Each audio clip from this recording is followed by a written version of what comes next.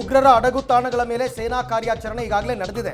ಅದರಲ್ಲೂ ಉಗ್ರ ಅಹ್ಸಾನ್ ಉಲ್ ಹಕ್ ಶೇಖ್, ಅವನೊಬ್ಬ ಟೆರರ್ ಅಹ್ಸಾನ್ ಉಲ್ ಹಕ್ ಶೇಖ್ ಅಂತ, ಅವನ ಮನೆಯನ್ನು ಕೂಡ ಉಡೀಸ್ ಮಾಡಲಾಗಿದೆ. 2018ರಲ್ಲಿ ಪಾಕಿಸ್ತಾನದಲ್ಲಿ ಈತ ತರಬೇತಿಯನ್ನು ಪಡ್ಕೊಂಡು ಬಂದಿದ್ದ ಅಹ್ಸಾನು ಇತ್ತೀಚೆಗೆ ಕಾಶ್ಮೀರದ ಕಣಿವೆಗೆ ಮತ್ತೆ ಪ್ರವೇಶಿಸಿದ್ದ.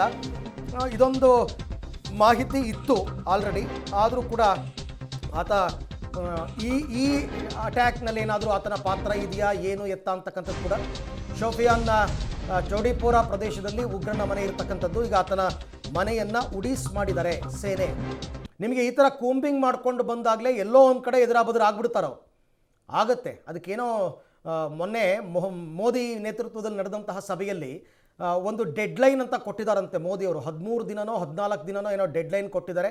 ಅಷ್ಟರಲ್ಲಿ ಈ ಕೂಂಬಿಂಗನ್ನು ಮುಗಿಸ್ಬೇಕು, ನೇರವಾಗಿ ಭಾಗಿಯಾದವರ ರುಂಡವನ್ನು ಚಂಡಾಡಬೇಕು ಅಂತೆಲ್ಲ ಏನೋ ಒಂದಷ್ಟು ಇನ್ಸ್ಟ್ರಕ್ಷನ್ಸ್ ಹೋಗಿದೆ ಅನ್ನುವಂತಹ ಮಾಹಿತಿ ಇದೆ. ಬಟ್ ಸೇನೆಯವರು ಕೆಲವೊಂದು ವಿಚಾರಗಳನ್ನು ಗೌಪ್ಯವಾಗಿ ಇಡ್ತಾರೆ. ಅದೆಲ್ಲ ಆಪರೇಷನ್ ಕಂಪ್ಲೀಟ್ ಆದಮೇಲೆ ಅದನ್ನು ತಿಳಿಸ್ತಾರೆ ಏನು ಎತ್ತ ಅಂತ. ಸದ್ಯಕ್ಕಂತೂ ಇವಾಗ ಮುಯ್ಯಿಗೆ ಮುಯ್ಯಿ ಅನ್ನೋ ರೀತಿಯಲ್ಲಿ ದಕ್ಷಿಣ ಕಾಶ್ಮೀರದ ಪುಲ್ವಾಮಾ ಎಲ್ಲಿ ಅಟ್ಯಾಕ್ ಆಗಿತ್ತಲ್ಲ ಮೊದಲು, ಆ ಪುಲ್ವಾಮಾದ ಮುರ್ವಾನ ಬಳಿ ಈ ಸರ್ಚಿಂಗ್ ಇವಾಗ ಸದ್ಯಕ್ಕೆ ನಡೀತಾ ಇದೆ ಅಂತ